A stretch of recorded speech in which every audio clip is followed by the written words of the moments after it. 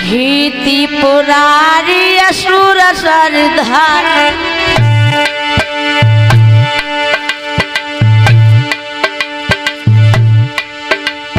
वरब हरि विपदा देवन बार शरण तुम्हारी की नाम हमार तो पारिया पार करो रे पसबा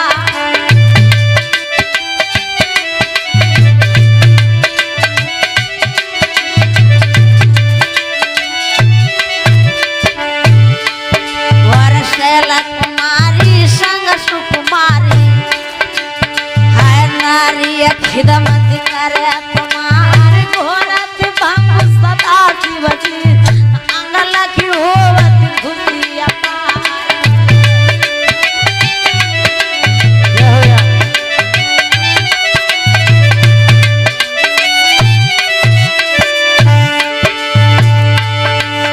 और ये हनुमंता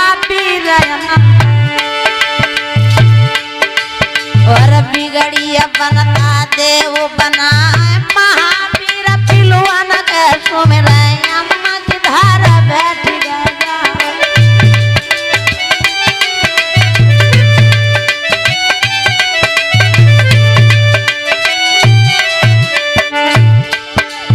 हम मात सरस्वती तुमको सुमिरै पेड़ा खेल गई पार महावीर पिलुआन के सुमिरै यमुना की धारा बैठ गया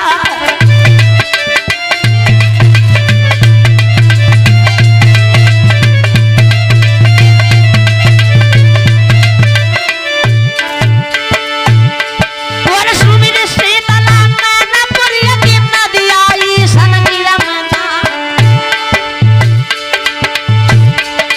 और सपनों दे दो तेजस्वी सुंदर मठिया बनवा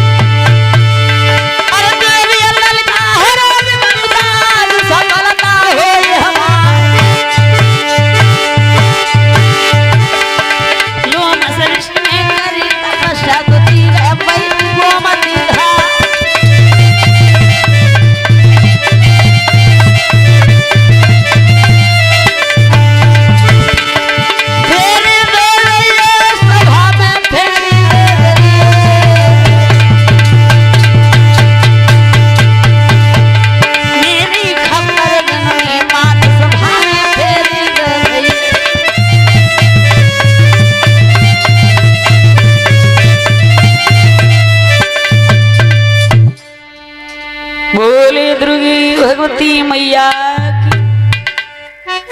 आइए दो बार भगवान का पावन नाम आदरणीय उपस्थित इस भगवत पंडाल में हमारे सभी श्रोता श्रद्धालु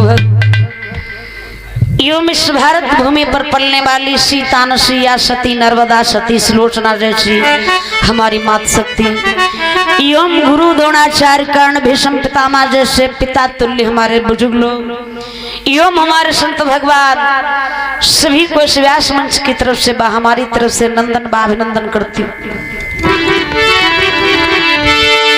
बोले राधा कृष्ण भगवान की, दुर्गी भगवती मैया की। ऐसे भक्त दो बार भगवान का पावन नाम।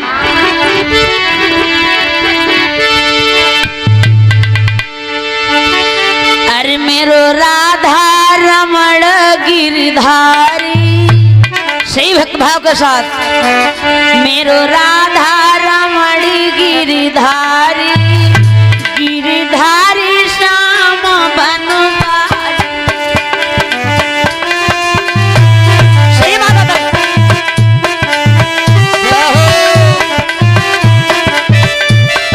क्या बात है।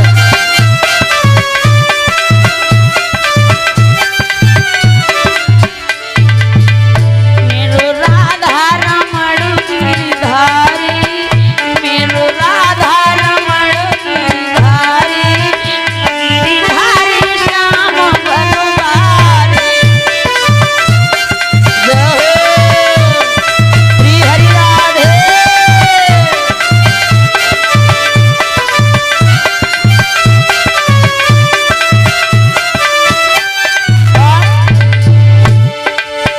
मेरो राधा रमण गिरधारी,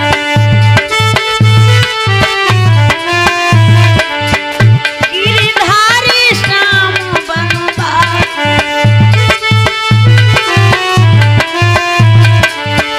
मेरो राधा रमण गिरधारी, गिरधारी श्याम बनवारी। सही भर भागवत।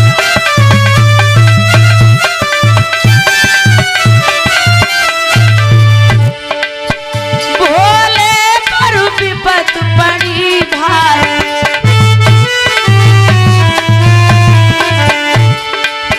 शंभू पे विपत पड़ी भारी।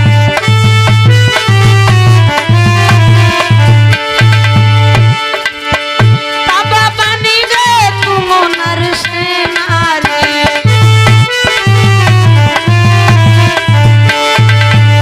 तब बन गए तुम नर से नारी। और तब विपदा हरि बिहारी, हे प्रभु तब विपदा हरि बिहारी, गिरधारी श्याम बनवारी। श्री हरि राधे। जय हो।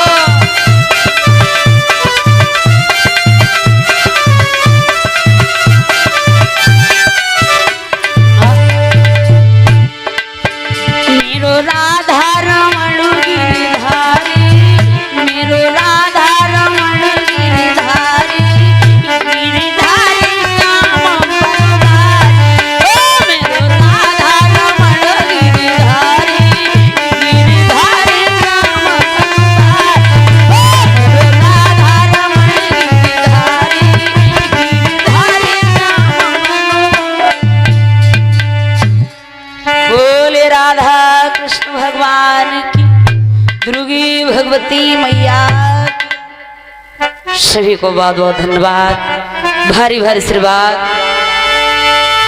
इधर मर्यादा के परम पूज्य श्री सुखदेव जी महाराज हर हर गंगा के किनारे गंगा जी की रमणीक धरती पर बैठे हुए राजा परीक्षित को बड़े ही सुंदर शब्दों में भगवान की विमल कथा सुनाते हुए कहते हैं, उत्तरानंदन परीक्षित, अरे हमारे इस भारत देश के अंदर तमाम जति हुए, त्यागी हुए हैं, महात्मा हुए हैं, और सतियां तो ऐसे ऐसे हुई कैसे, जिन्होंने अपने धर्म के पीछे जलती हुई चिता में अपने प्राणों की आहुति दे दी, मगर अपने धर्म पर अपने कुल पर आंच नहीं आने। ऐसे ही लोगों, आपने धौरागढ़ का नाम सुना होगा, जहाँ पर एक भगवान का परम भक्त हुआ है। कौन? राजा गोपी, जो बामनगढ़ का राजा होते हुए किस तरह से अपने राज को छोड़ करके वैराग धारण करता है। पिता तिलक चंद्रावु थे और मैना मंती माई, जाकी गुच्छा में जन्म कोई गोपी चंद लो आए। लोगों, पिता को नाम तिलक चंद्राव था और मैया को नाम मैनामंती था, जाके गुच्छा में बेटा गोपी चंद ने जन्म लिया था। लोगों, लेकिन एक दुर्भाग्य था इस राजा का। क्या? सुनो कि कछ समय पाई के बबुला जाके स्वर्ग वरत धाये,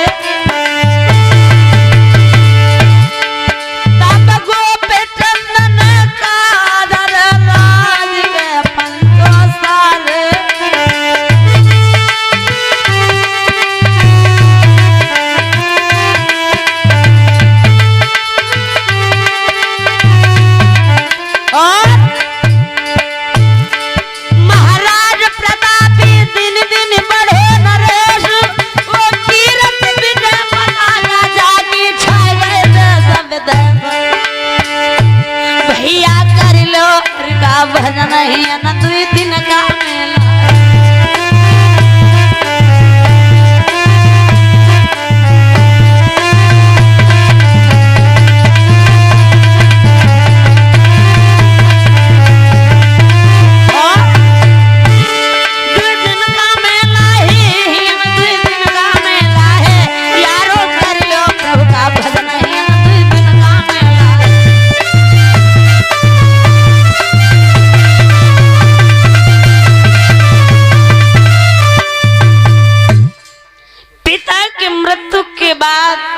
प्रतापी दिन दिन बढ़ने लगा, जिसकी कीरत विजय पताका विश्व में जागृत हो गई।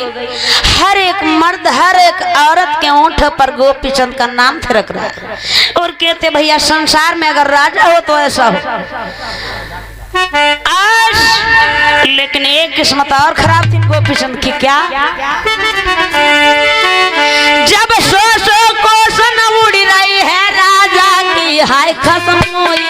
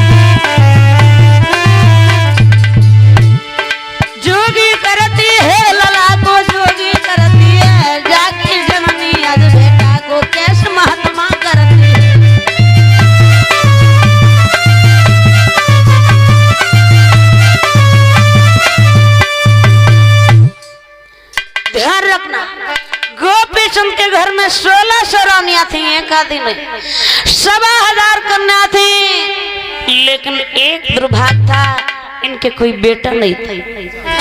एक दिन की बात है, एक दिन का बड़ा विलक्षण किस्सा है कि बारानो ना इतिहास सुनो अब खास की चरित्र बखानी, और एक दिन सुख की नींद में सोई गई पंचरानी।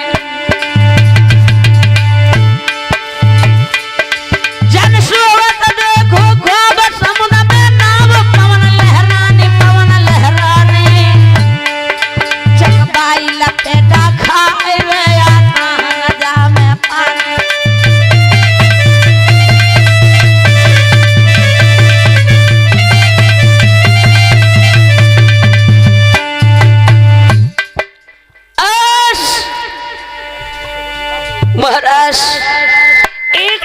बात है, इनकी सबसे बड़ी रानी का नाम रतन कुमार, जो अपने पिया को प्राणों से भी बढ़कर प्यार करती है। और एक दिन रानी रतन कुमार जो है ना, आंगन में बड़ा सुंदर पलिंगा डाल लियो और बाप पे सो गए।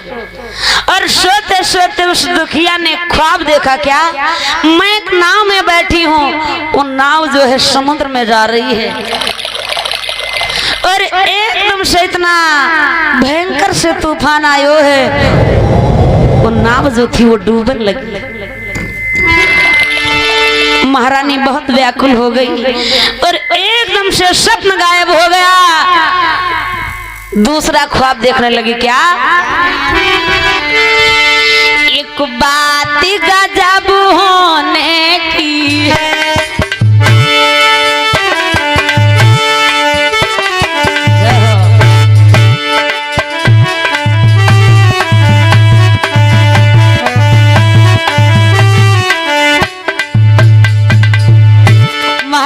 सपना देखा क्या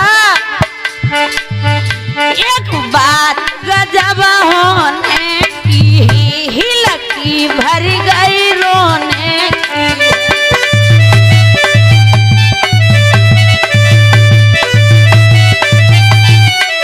और अरे टूटी नथ सोने की है, जो बनी हाथी जागोने की।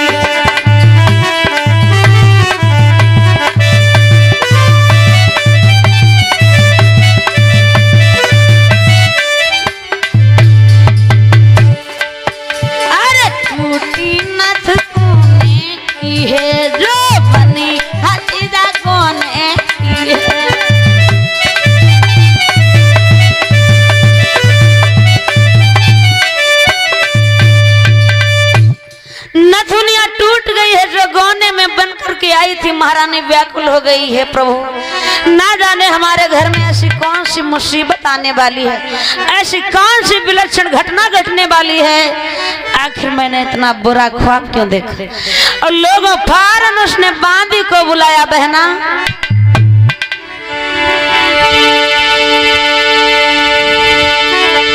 जवाब दिया है, आप महलों तक चली जाए, कचहरी तक चली जाए और मेरे पिया को बुला करके लाए। आज उसमें बांधी चली है।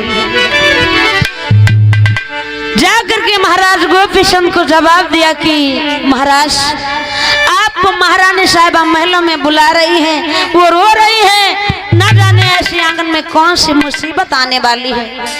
फौरन राजा गोपी चंद आज अपनी कचहरी को बंद करके जिसमें महलों के लिए प्रस्थान करता है। कैसे? अरे धीरे धीरे चली भायो जैसे भंवरा कली पाऊं रे जैसे तेरी अनार।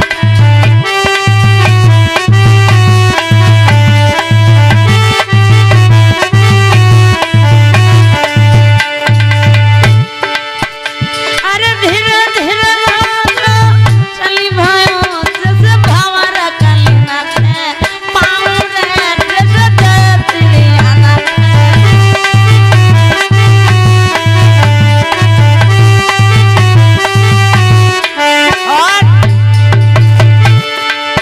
अरे महल में पहुंचो जाई रे राजान निहारी, नारी रे बालवन निहारी।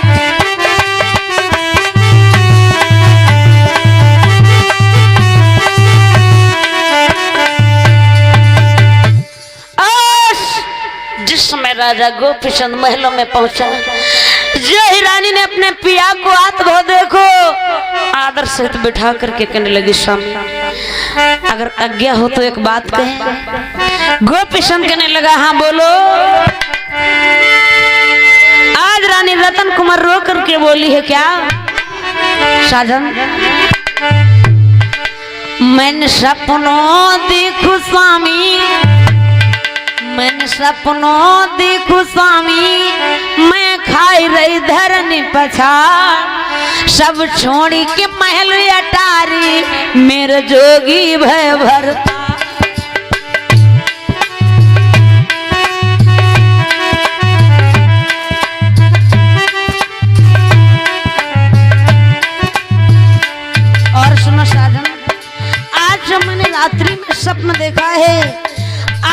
16 सुरानियों को छोड़ करके महात्मा हो गए। अगर कहीं आप सच में महात्मा हो गए तो हम 16 सुरानियां आपके बिना इन महलों में कैसे व्यतीत करेंगे।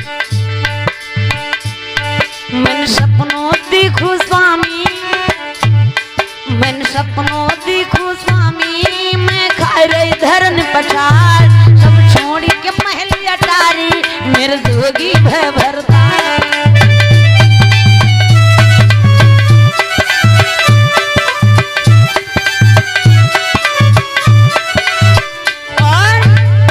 साधन सीरी सी कलमी ताजी मुकुटू तारी, वस्त्र की रुआ तुमने तन पर उधार।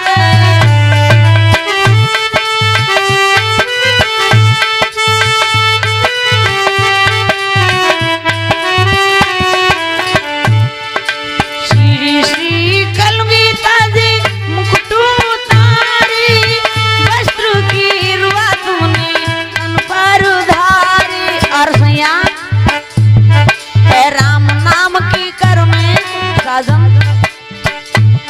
है राम नाम की कर में माला लेनी धार, सब छोड़ के महल अटारी मेरे जोगी भय भरता।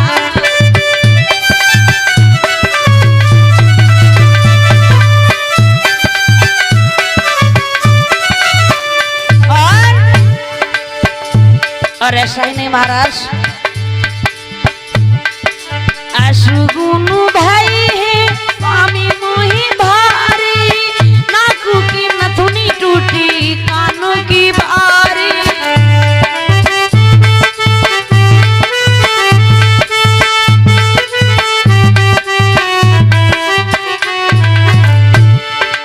अशुगुनु भाई है स्वामी मोही भारी, नाकू की नथुनी टूटी कानों की बारी।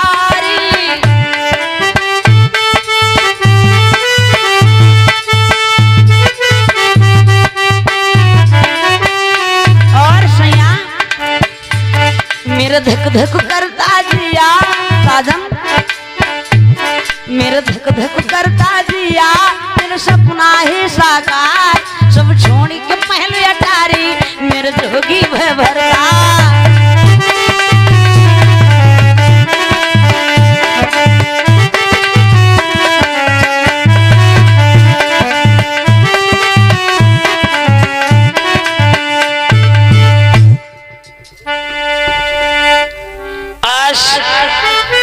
जिसमें गोपी चंद ने सुना, कहने लगा शायद तुम पागल हो गई हो। अरे सपने कहीं अपने नहीं होते हैं, और अगर तुमने कोई ख्वाब देख भी लिया है तो ऐसी कोई बात नहीं। एकदम से रतन कुमार रो करके कहने लगे, नहीं स्वामी, मेरा सपन कभी झूठा नहीं हो सकता है।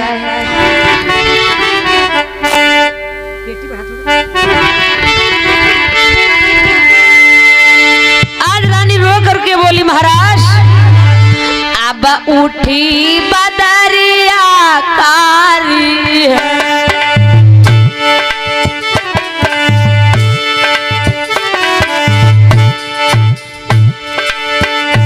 अब उठी बदरिया कारी है, कछु घटना घटने वाली।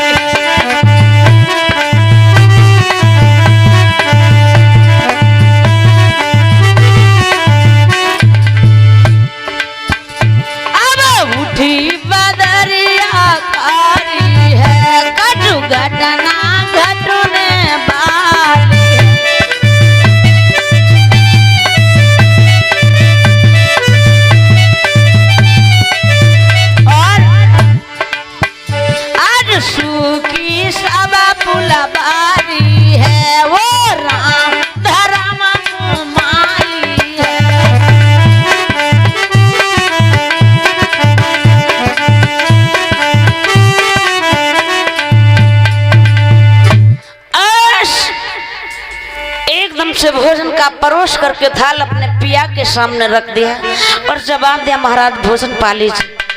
जय ही गोपी चंद भोजन करके आसमान लेता है तो मन में विचार करने लगा, यहाँ तक तो आएगा मैया के महल होते चले। फिर राजा गोपी चंद आज अपनी बड़ी रानी रतन कुमार के महलों से निकल करके आज अपनी मैया मैना मंत्री के दरवाजे पर पहुंचे और जिसमें मैया ने दूर से अपने कलेजे के टुकड़े को आत हो देखो तो देखिए माँ की ममता कितनी विलक्षण होती है। लखिलाला उठी महतारी है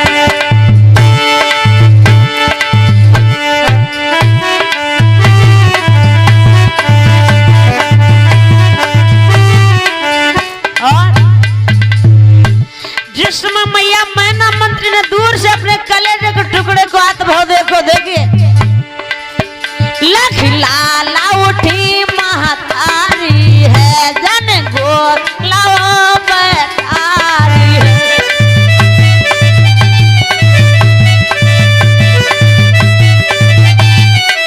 और अपने बेटा को गोदी में बैठा लेते माथे सुमन लगी और कहने लगी लाल तेरी रूप की अति बलिहारी है जन मधुर की गिरा उचारी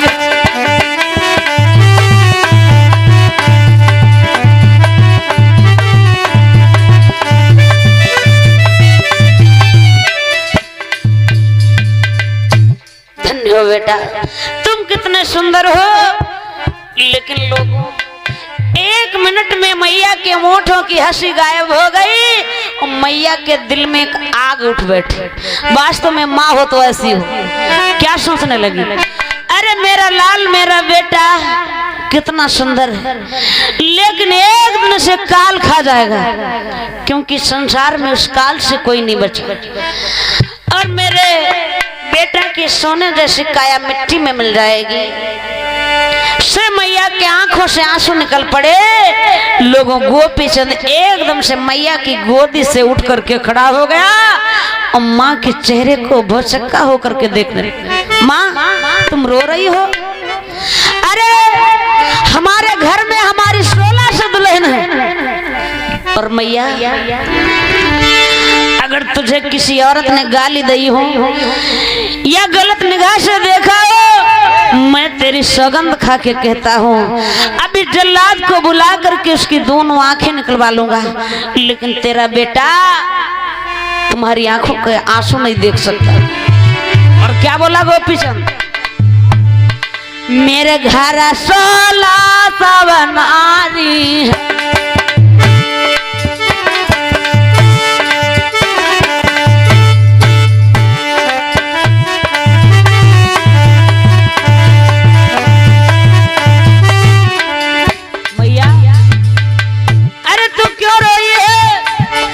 तुझे मेरे प्यार की कसम है मेरे घर 16 सवनारी है क्या दई किसी ने कोई गाली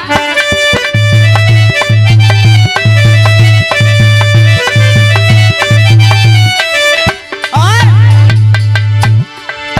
निकम्मों से काओ महतारी है बाप रसतियाँ निखारी है।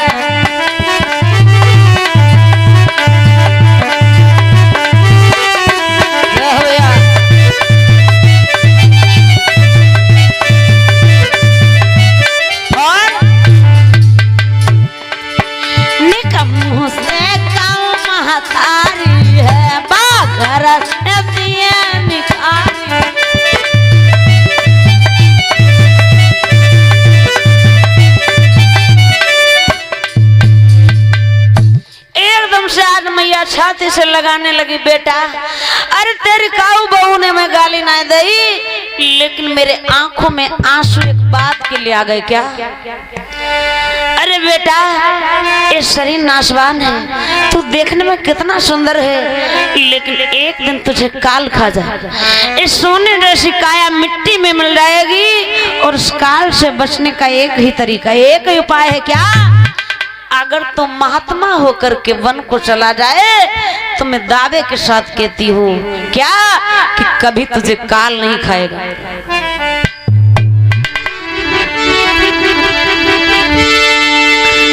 एकदम से गोपी चंद कहने लगा माँ क्या कह रही हो? अरे तुमने कोई नशा तो नहीं कर लिया? कहने लगी बेटा मैं तो कभी कोई नशा नहीं कर। जवाब दिया फिर मैया तू क्या कह रही है? अरे मेरे घर में तुम्हारी 1600 बहू 1000 कन्या कुमारी डोल रही है और तुम हमसे कह रहे हो महात्मा हो जाओ। और मैया मैं महात्मा तो जरूर हो जाता है। और तुम्हें पता है कि संसार में महात्मा कौन होता है? जिसके पास में माता पिता पुत्र और औरत धन नहीं है। और मैया मेरा 52गढ़ में राज है, मेरे घर में हमारी 1600 दुल्हन है, 1000 कन्या है और तुम हमसे कह रहे हो महात्मा हो जाओ। महात्मा होकर साधु होकर के लोग ना जाने साधुओं से कितने बुरे बुरे बोल बोलते हैं। और मैया मैंने जीवन में बड़े सुख लूटे। मुझसे कि साधु होकर महात्मा होकर दरवाजे पर भीख नहीं मांगी जाए। और मैया मैं महात्मा तो जरूर हो जाता, लेकिन एक बात है क्या? जो जोगी हम हुई गए घर चैन नाई पाइए। मैया तेरी बाहुए मैया मेरे मिल दो प्राण रे गवैया।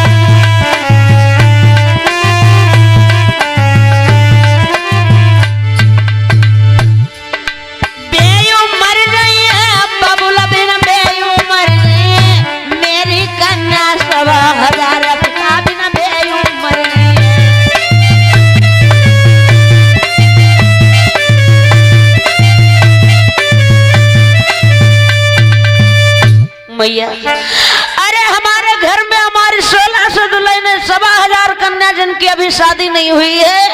और मैया जाको पिया जवानी में महात्मा हो जाए, तुम्हारे बहुओं की आत्मा मुझे चैन नहीं लेने और भजन में भंग जरूर हो जाएगी। और समैया पत्नियां बसी जो 1000 कन्या ओ एक भी पल मेरे बिना जिंदा नहीं रह सकती। एकदम से मैया कहने लगी बेटा इस संसार में कोई किसी का नहीं है, सभी झूठे रिश्ते हैं, ये शरीर नाशवान है। गोपी चंद कहने लगा मां एक बात और सुन लो, मेरा बामन गढ़ में राज लखनवर ताज संपदा सारी, रथ हाथी घोड़ा ऊंट की लाखनवर सवारी, वर माया खर्व सुखी विद सर्व प्रजायर नारी, 1600 रानी घर में लेके पागल भई माता।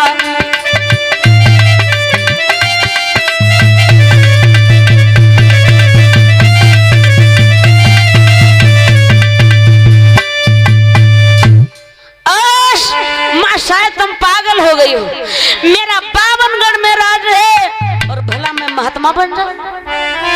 एकदम से मैया छाती से लगाने लगी बेटा मैंने तुझे 9 महीने तक अपने गर्भ में रखा, मेरा रक्त तेरे अंदर है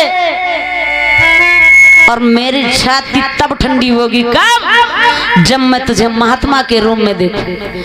अब तो गोपीचंद विवश हो कहने लगा कोई बात नहीं माँ, अगर तुम जाही में खुश हो तो ठीक है, तुम्हारा बेटा महात्मा बनने के लिए तैयार है। भारत राजा गोपीचंद अपने आभूषणों को अपने वस्त्रों को उतार उतार करके फेंकने लगा है। कि तज वस्त्र आभूषण सकल कपड़े फटे तन धार के दमड़ी न बांधी गांठ में दैला तो सब पे मार के। राजा गोपीचंद 52गढ़ का राजा होते हुए किस तरह से अपने राज को छोड़ करके वैराग धारण करता है। जिस समय चला है कहाँ पहुंचा? गुरु गोरखनाथ की गुफा के पास। उस समय गुरु जी तो गुफा के अंदर भगवान का भजन कर रहे थे। जिस समय मामा भरथरी के कानों में आवाज पहुंची, मन में विचार करने लगे ये तो हमारे भांजे गोपीचंद की आवाज है। जिस समय दूर से देखा, जाकर के जवाब दिया, बेटा गोपीचंद ने तुम्हारी हालत कैसी है? अरे तुम तो 52गढ़ के राजा थे। एकदम से गोपीचंद रो करके कहने लगा, मामा मेरी मैया ने ज्ञान बताओ,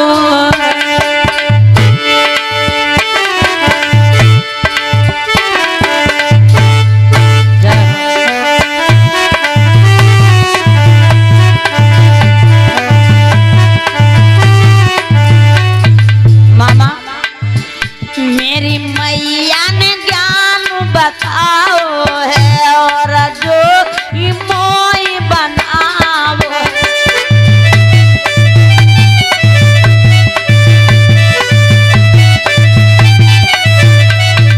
और मैं तो हमारा होना को आओ है रो मामा मोई सताओ।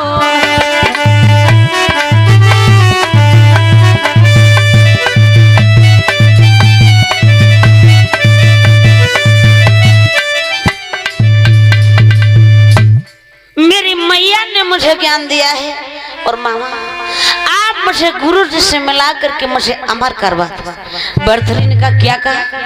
अरे गोपीचंद तेरा दिमाग तो नहीं खराब है? अरे तेरे घर में तेरी 1600 बहू है, 1000 कन्या कुमारी डोल रही, तो महात्मा बनने के लिए आए हो। और वोरी बहन तेरे ऊपर बिजली नहीं पड़ी जो तूने मेरे भाने की खोपड़ी को इस तरह से खराब करके रख दिया। तुम मां नहीं है, कसाई नहीं। और कहने लगा गोपीचंद लौट जाओ, मैं तुम्हें महात्मा नहीं बनने दूंगा। एकदम से गोपीचंद कहने लगा, मामा अरे हम तो तुम्हारी आश लेकर आए थे, लेकिन तुमने तो आश के बदले में मुझे धमकाना शुरू कर दिया। आश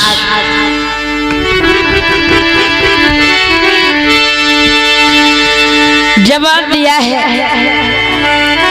अगर तुमने गुरु जी से नहीं मिलाया तो ध्यान रखना, मैं तुम्हारे चरणों की सौगंध खा के कहता हूँ इसी वक्त मैं अपने प्राणों को त्याग दूंगा, मगर लौट करके धारागढ़ को नहीं जाऊंगा। आज जिसमें अपने भाने की इतनी भीषण प्रतिज्ञा सुनी, मामा भरथरी बहुत बुरी तरह से रोए।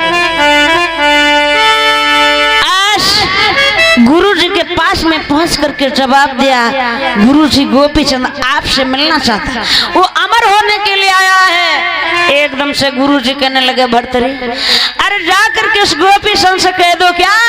अरे वो तो पहले से अमर है, जा करके धौरागढ़ में राज कर। भरथरी ने जवाब दिया, पहले से अमर? बोले हाँ। और तब तक गोपीचंद सामने आ गया, गुरुजी अब चाहे अमर हो चाहे मरने वाले हो, अब आप मुझे संत बना दो। गुरुजी ने कहा नहीं मानोगे? गोपीचंद कहने लगा बिल्कुल, अब तो हमें महात्मा बनना है। आज गुरुजी ने जिसमें गोपीचंद के कान को फाड़ा है तो ध्यान रखना, आज रक्त की जगह पर गोपीचंद के कान से जो है दूध की धारा निकली। क्यों? क्योंकि गोपीचंद पहले से ही अमर था। और जवाब दिया है, हाथ में झोली पकड़ा दी, कमंडल दे दिया, भस्म लगा दी, कहने लगे अब तुम संत हो चुके हो, लेकिन कब?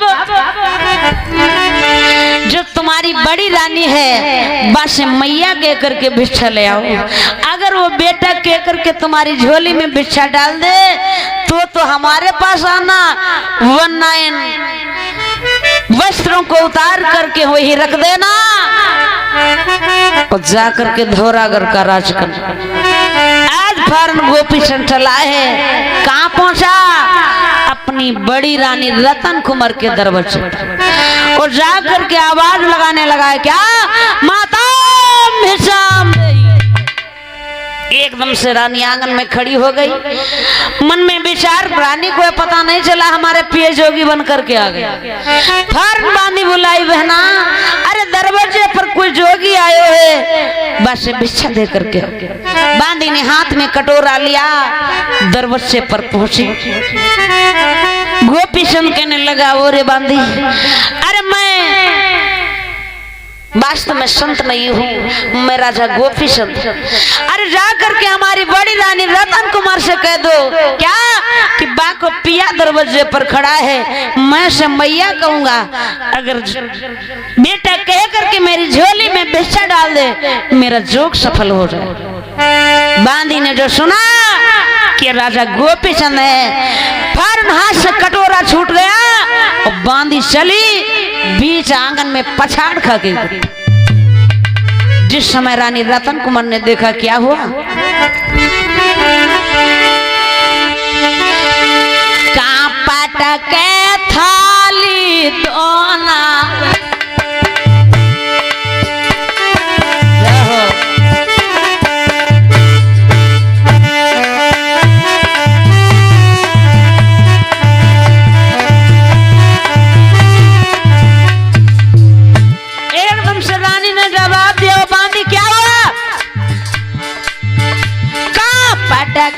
थाली दोना है, तुम कैसे बोलती कोना है।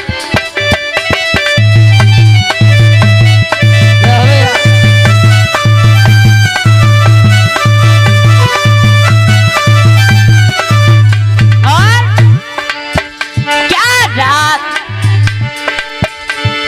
जोगी ने कर दो टोना है, तेरो बसो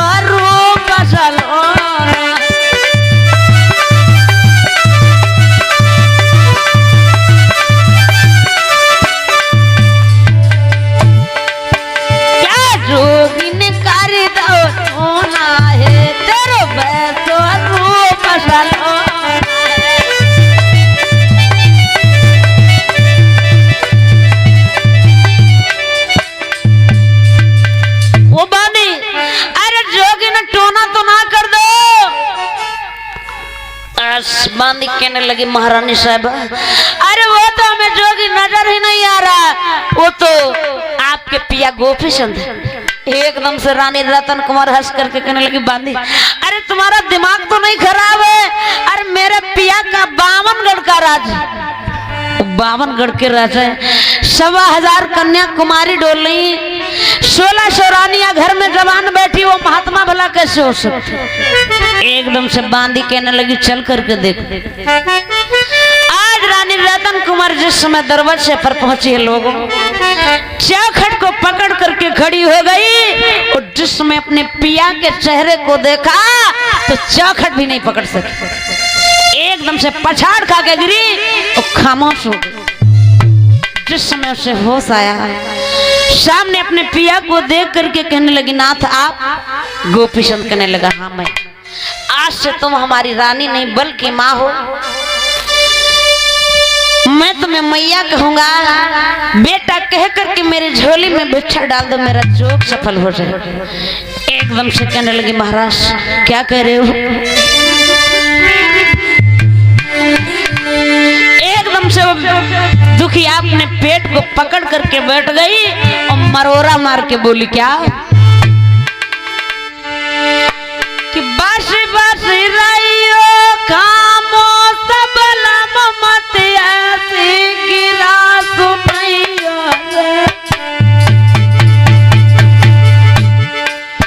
मंडा भकेमी के हाथ गौन का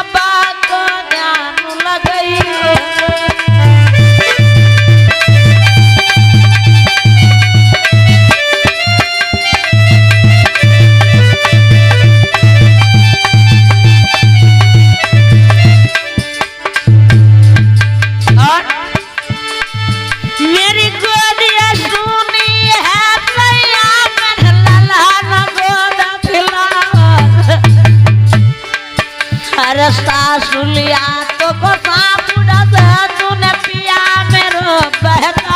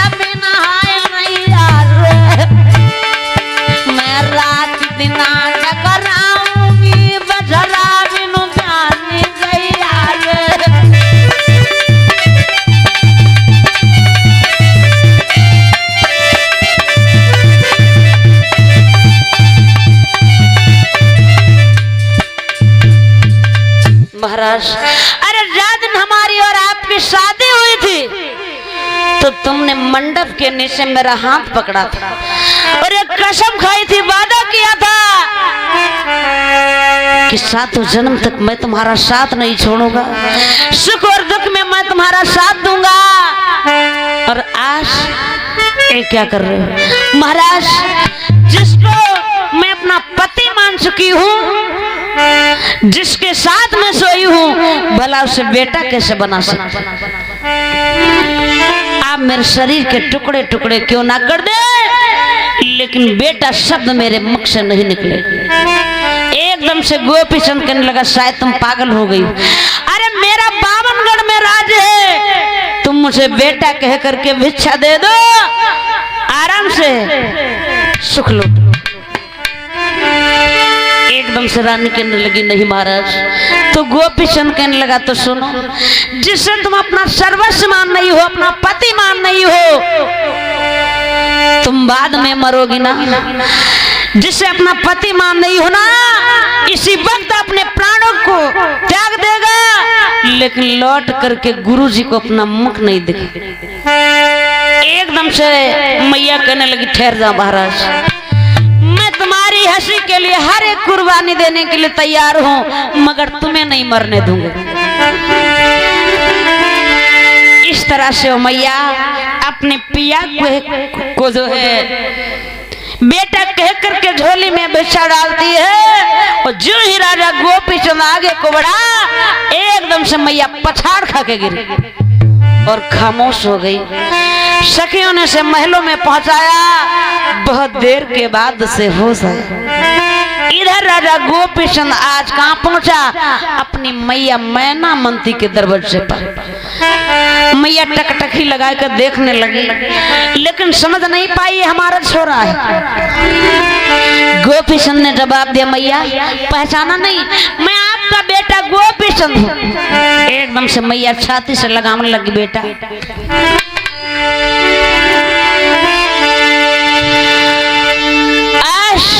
मैया रो करके कहने लगी, बेटा हर जगह जाना मगर बंगाल को मत जाना। क्यों?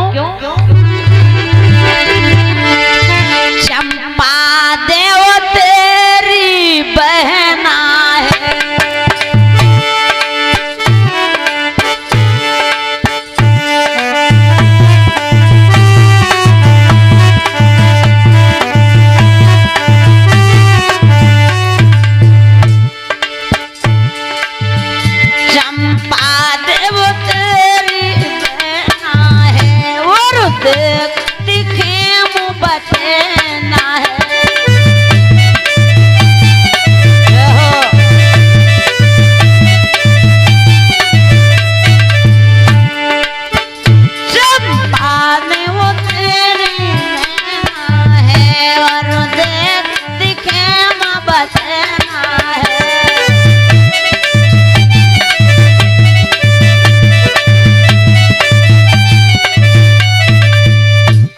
बेटा अरे बंगाल में तेरी बहन चंपा दे है, अगर उसे सूचना मिली कि मेरा भैया महात्मा हो गया, जोगी हो गया, बहन जिंदा नहीं बची। एकदम से गोपी चंद हंस करके कहने लगा माँ कैसी बातें कर रही हो, अरे हम कैसे मान ले कि हमारी बहन मर जाएगी?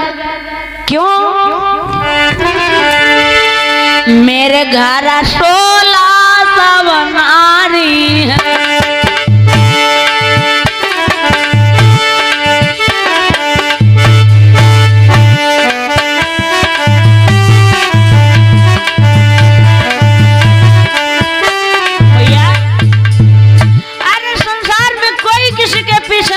है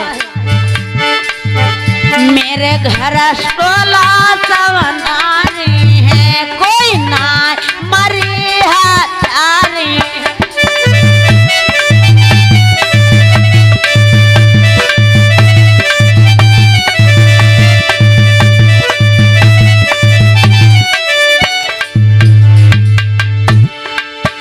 क्या कह रही माँ तू हमारी है के मरी है बहन हमारी।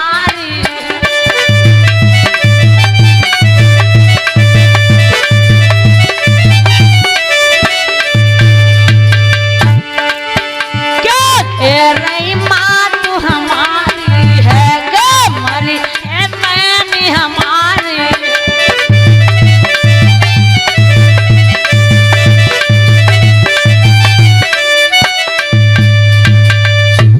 अरे मैया वैसे अरे तुम्हारे घर में हमारी 16 सुदल है, अरे जब में से एक भी नहीं मरी तो मेरी बहन कैसे मर जाएगी?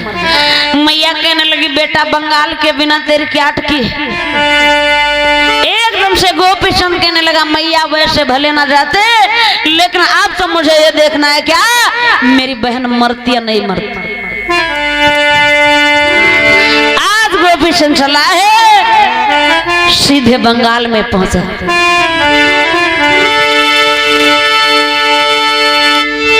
कुछ महिलाएं कुएं पर पानी भर रही थी।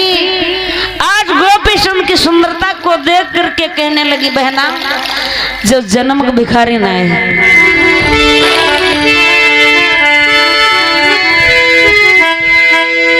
कि जाना बेना जो नहीं लागत भिखारी रे।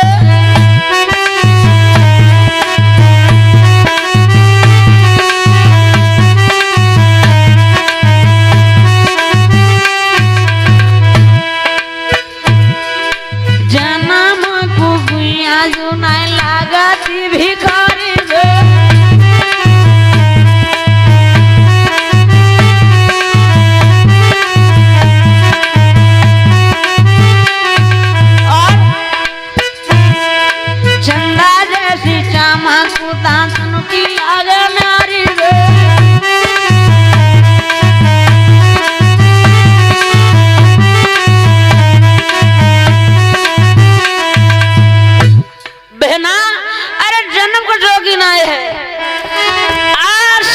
रास्ता पूछते पूछते जिस समय राजा गोपी चंद अपनी बहन के दरवाजे पर पहुंचा है, जाकर के आवाज लगाने लगा है क्या भगने भिक्षाम देहि। जिस समय बहन चंपादे के कानों में पहुंची आवाज, फौरन बांदी को बुलाया बहना अरे दरवाजे पर कोई जोगी आयो है, बाप भिक्षा देकर बांदी ने हाथ में कटोरा लिया, दरवाजे पर पहुंची। गोपी चंद कहने लगा बहना अरे मैं राजा गोपी चंद हूँ, जाकर के मेरी बहन चंपादे से कह दो कि बा को भैया बा से मिलने के लिए आया है।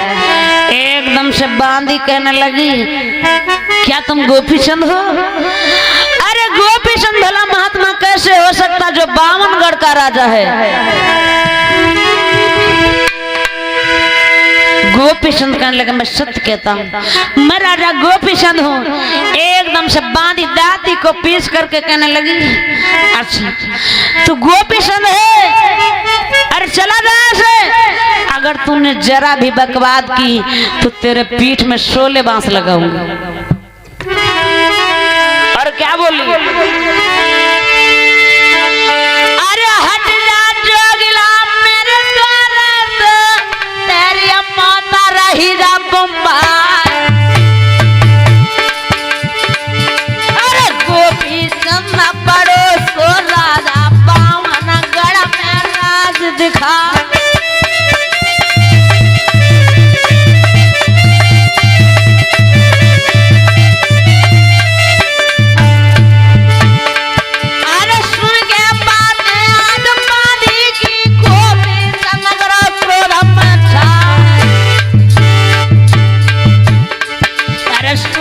छाई गई थी नैनन में ताती पीस पीस गहरा।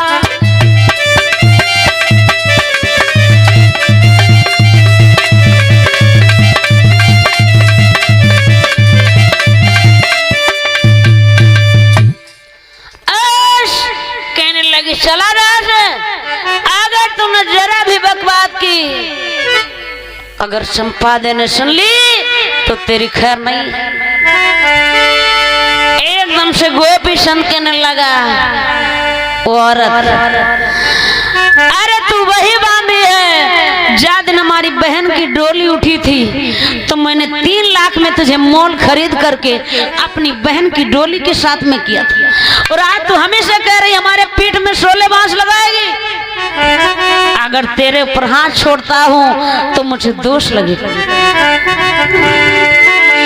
अरे जा करके मेरी बहन चंपादे से कह दे, वो पहचान लेगी।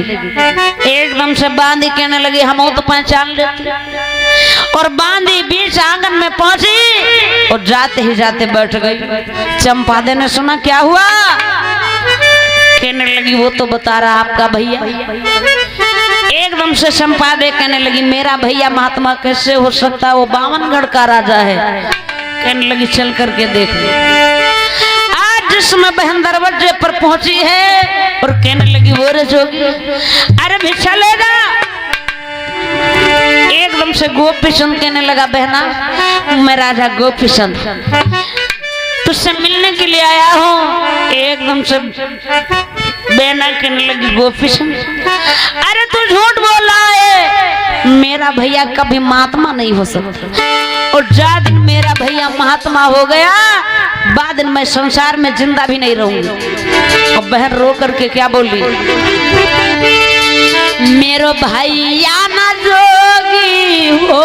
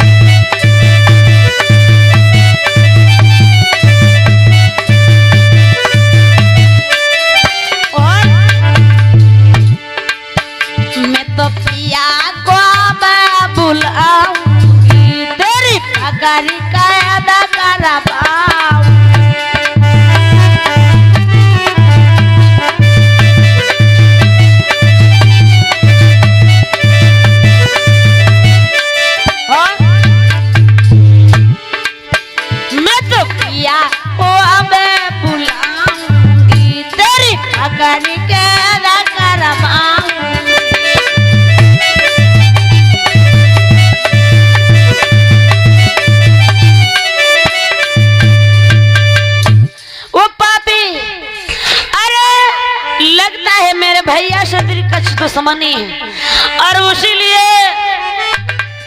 तुम मुझे छलने के लिए आए, तुम मेरा भैया नहीं हो सकता। मेरे भैया के पैर में पद्म है, मस्तक में चंद्रमा है, और तेरे में एक भी लक्षण नजर नहीं आ रहा है, तू गोपीचंद कैसे हो सकता। एकदम से गोपीचंद कहने लगा बहना मेरे शरीर में भस्म लगी है, मैं नंगे पैर आयो और ताश से तो कोई लक्षण नजर नहीं आ रहा, मैं सत्य कहता हूँ मैं तेरा भैया गोपीचंद। बहना कहने लगी चुप रह।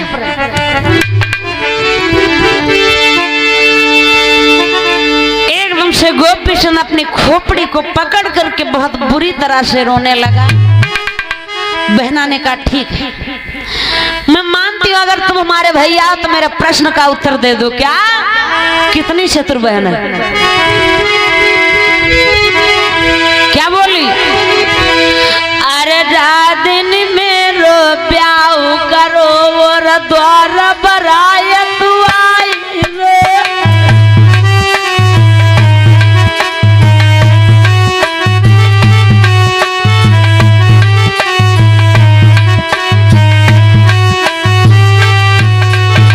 सुन, अगर तू गोपीचंद है, जा दिन मेरो ब्याह करो और द्वार बराय तू आई रे।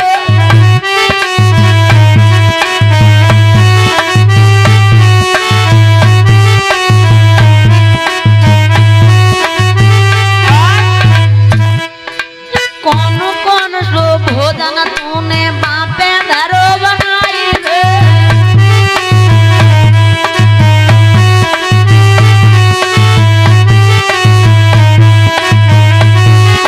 और दान में काका दो हमें सो दीजे हमें गिनाई रे।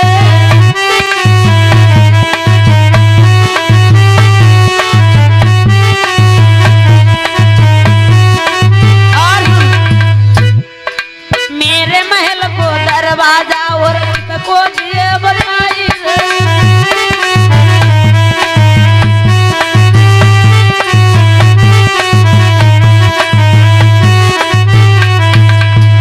सुन, अगर तू मेरा भैया है तो बता, जा दिन हमारी बारात आई थी तूने कौन कौन से व्यंजन बनवाए थे, और ये बता तूने मैदान में का दो, और ये बता कि मेरे महल को दरवाजा कितको। एकदम से गोपीचंद उठ करके खड़ा हो गया। बहन जी जानना चाहती, सुन।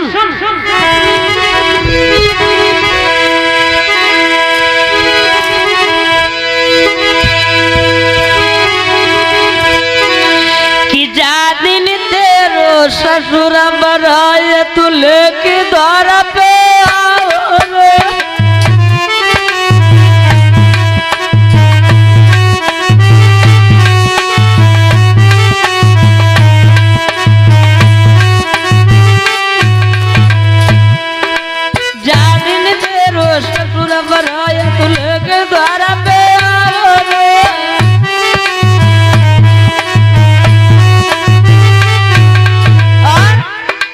दक्षिण की ओरी बहना जनवासो रे बनाओ रे।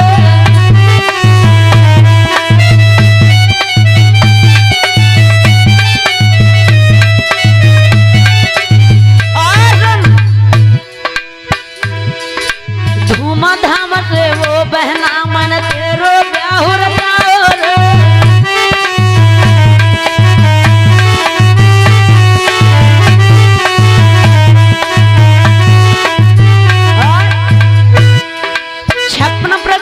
भोजन बरा तवालो ओ दिलाओ रे।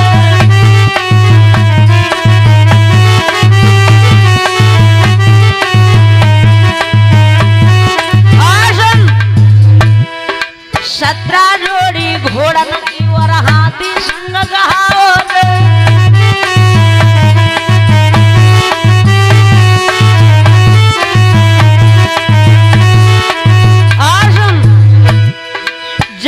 डोली उठी थी तेरी बांधियो मोलम गाई रे।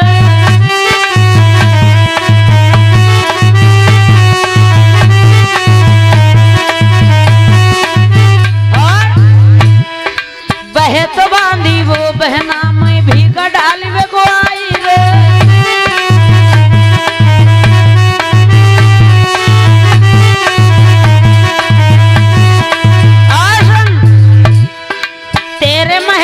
दरवाजा पूरब को साफ बताओ रे।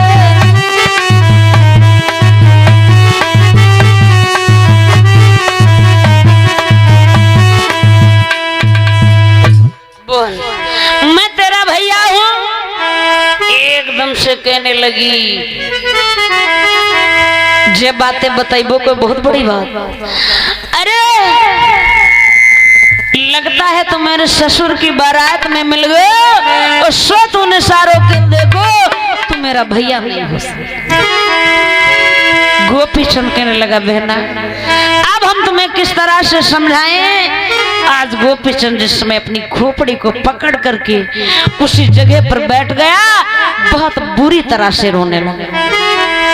बहन ने जवाब दिया, फार्म बांदी को बुलाया बहना, जैसे बने वैसे इस महात्मा को भोजन कराना और वो रे महात्मा अगर तू मेरा भैया है तो द्वारे से जाना, जाकर मैं अपने पीहर में पता लगाऊंगी कि वास्तव में मेरा भैया गोपीचंद महात्मा कैसे हो गए। आज बहन ने फर रथ को सजवाया जिसमें आज अपने पीहर के लिए प्रस्थान करती है।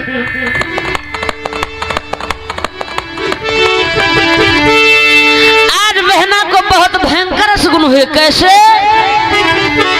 कि मारा गा में सगुन भारी,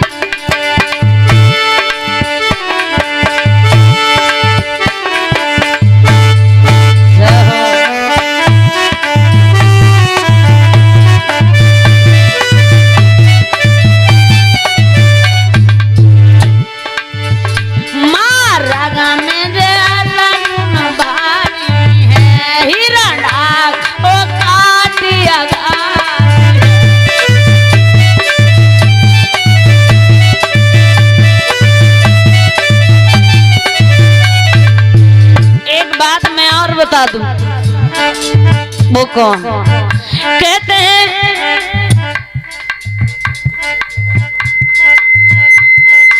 और हमारे सर्व सम्मानित हमारे पवन भैया जी जो ग्राम कैंबा से आए हुए, आप उस भगवान के चरणों में 201 मुद्रा दान हुई, बहुत बहुत धन्यवाद, भारी भारी आशीर्वाद। कहते बहन पति के मरने पर कभी राण नहीं होती, और अगर भैया घर छोड़ करके चला जाए तो मानो बहन वास्तव में राण हो गई।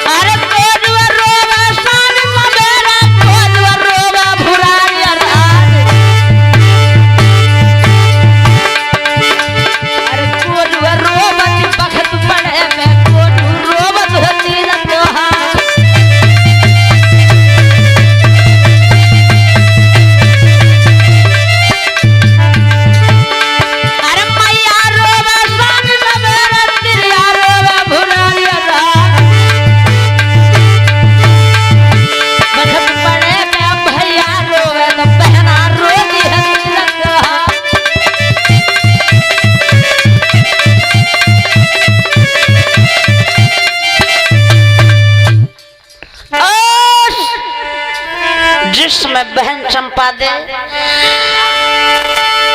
जो है अपने ससुराल से अपने पीहर को प्रस्थान करती, बहुत भयंकर स्कूल हुए, भारी मंडल करके सफर करके जिस समय अपने पीहर में पहुंचे लोगों, धौरागढ़ की दशा को देख करके बहन बहुत रोई। अपनी बड़ी भाभी रतन कुमार के दरवाजे पर पहुंची और कहते हैं के दुख जाने दुखिया के दुखिया की माई के दुख जाने माछली जो हाट हाट बिका। देखिए भाभी नंद का प्यार। आपत देखी नंद भाई मत मंद मिलन को धाई और भरी लाई नाना दुलकी जे डरे के बतवा वो उत्तम आसन डारी ले बेटार सासु की जाई सोने का गेड़ुआ हाथ के पानी भर के लाई सोने का गेड़ुआ हाथ के पानी भर के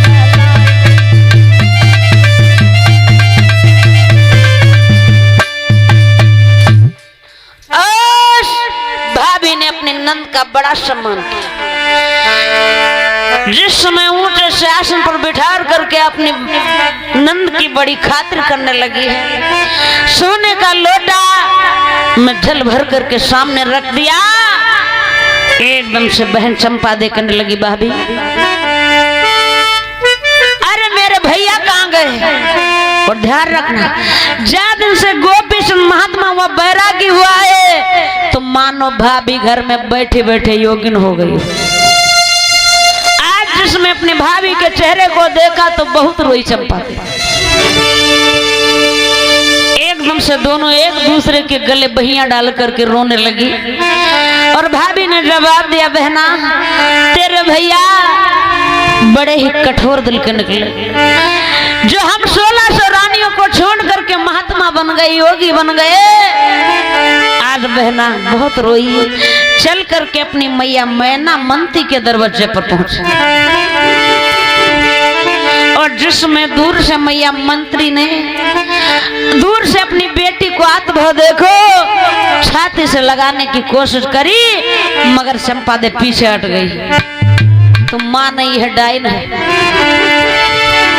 और रो करके क्या बोली, भैया तो जोगी कर दो ऐसी कठिन छाती करी तो डसो न करिया नांगुने ना बीजली तो पेपरी।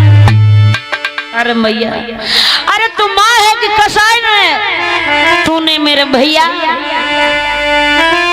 को जो है महात्मा कर दिया, जोगी कर दिया और कसाई न मां। अरे का कहूं, जवान बिगाड़ू जन्म न तेरा द्वार निहारू मैं जा रही हूँ, जीवन में कभी तेरे दरवाजे लौट करके नहीं आऊंगी। मैया ने काफी रोकने का प्रयास किया लेकिन बहन चंपा दे कूद करके रथ में बैठ गई। जिस समय रथ चला है मन में विचार करती हो जा रही है, क्या ऐसा ना हो मेरा भैया कहीं चला गया हो तो मैं कहीं की ना रहना। जिस समय भारी मंडल करके अपने ससुराल में पहुंची है, ओ ध्यान रखना, गोपी चंद धूनी लगाए दरवाजे पर बैठा था। जय बहन ने देखा एकदम से रथ से कूद पड़ी। भैया छाती से लगने की कोशिश की, गोपी चंद पीछे हट गया। बहन अरे तेरी इतनी कीमती सुंदरिया मेरे शरीर में भस्म लगी, तेरी सुंदरिया गंदी हो जाए। बहना कहने लगी, भैया सुंदरिया तो और मोल मंगा लूंगी लेकिन तेरे जैसा वीरन, तेरा जैसा भैया मैं 7 जन्म में नहीं पाऊंगी। गोपी चंद कहने लगा, बहना मैं जा रहा हूँ। बहना कहने लगी, तुम जा रहे हमें कहाँ छोड़े जा रहे हो, हमें साथ में ले चलो। एकदम से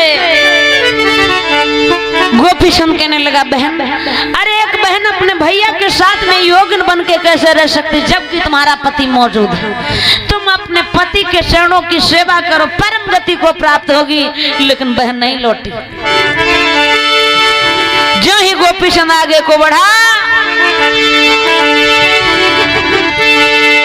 कि जन उलटी खाई पछाड़ धारण पे जा तो आई।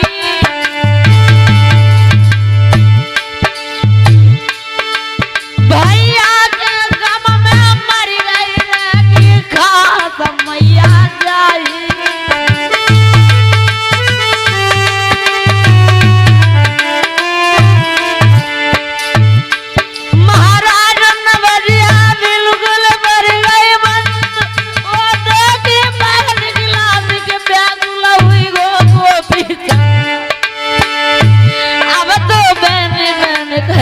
रात आज घूटिन पर धरली।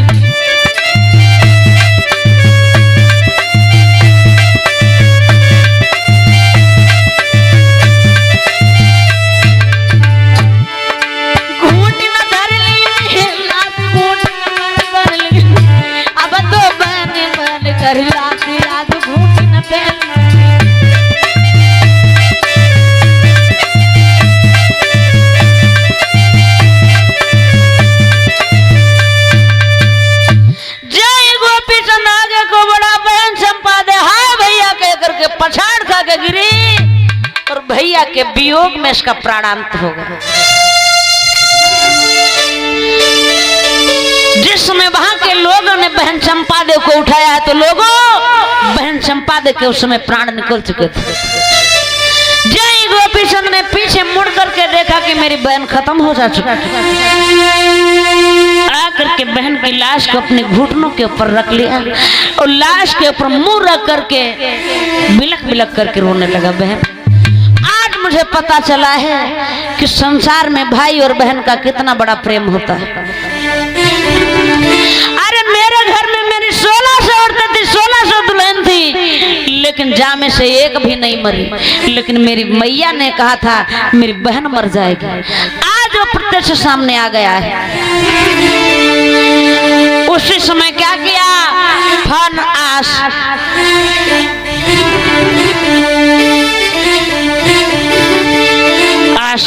गुरु जी को याद करने लगा है। जिस समय गुरु जी ने ध्यान योग से देखा तो गोपीचंद की बहन चंपादेव खत्म हो जा चुका है। इधर गुरु जी चले एकदम से गोपीचंद के सामने प्रकट हो गए और कहने लगे गोपीचंद हमने तो भिक्षा लेने के लिए तेरी रानी के पास भेजा था, चल बंगाल में क्या बना रहे हो? गोपीचंद ने दोनों हाथ जोड़े, प्रभु माफ करना। अरे मेरी मैया ने कहा था कि मेरी बहन मर जाएगी, लेकिन मुझे विश्वास नहीं था। मेरे घर में मेरी 1600 औरतें थी जिसमें से एक भी नहीं मरी, लेकिन मेरी मैया ने कहा था मेरी बहन मर जाएगी। आज वो प्रत्यक्ष सामने आ गया है, मेरी बहन खत्म हो जाए। ध्यान रखना, अगर मेरी बहन ना बची तो मैं भी इसी वक्त मर जाऊंगा। जवाब दिया ठीक, मैं तुम्हारी बहन को पुनः जीवन दान दे रहा हूँ, लेकिन एक वादा करो कि आज के बाद तुम कभी आप अपने परिवार में अपनत्व की भावना से नहीं आओगे और जाने परिवार संत होकर के साधु होकर के परिवार से मोह लगाया चित लगाया वो कभी जीवन में महात्मा नहीं बन पाएगा। कहने लगे ठीक है गुरुजी ये शर्त मंजूर है, तुम मेरी बहन को ठीक कर दो। जिस समय गुरुदेव ने हाथ में कमंडल लेकर के जल के छींटे लगाए, बहन चंपादेव को होश आ गया, दोनों नेत्र खुल गए, एकदम से अपने भैया की छाती से लपट गए। गुरुजी कहने लगे तुम्हारा भैया महात्मा हो गया, हमारे साथ में जा रहा। बेना कहने लगी भैया ले जाता, हमें कहाँ छोड़ने जा रहे, हमें साथ में ले चले। जवाब दिया वो लड़की, अरे तेरा भैया महात्मा हो गया है और एक बहन अपने भैया के साथ में योगिन बन के कैसे रह सकती, जबकि तुम्हारी शादी हो सकती, तुम्हारा पति मौजूद है, तुम अपने पति के चरणों की सेवा करो। लेकिन बहना नहीं मानी। आज जिसमें गुरुजी गोपीचंद को लेकर के चलने लगे, बहन चंपादेव पीछे पीछे चलने लगे। तीनों जिसमें गांव के बाहर आ गए, गोपीचंद ने देखा बहन नहीं लौटी। गोपीचंद ने सोचा अब क्या करें, क्या कहें। एकदम से गोपीचंद बोला क्या, तेरे महला में लगी गई आग रे बायन मेरी प्यारी, चंपादन पीछे मुड़ गए नजर ऊपर पसारी।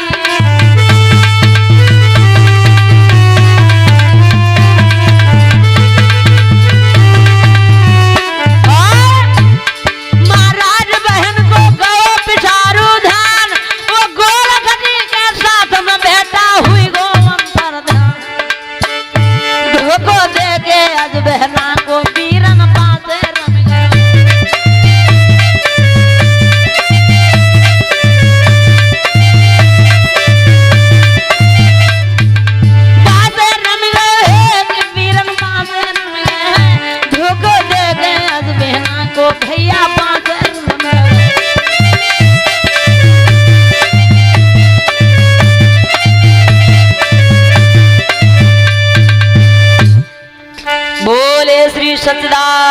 कृष्ण भगवान की। इस प्रकार से गोपी चंद 52 गढ़ का राज छोड़ करके जो है महात्मा हो जाता है।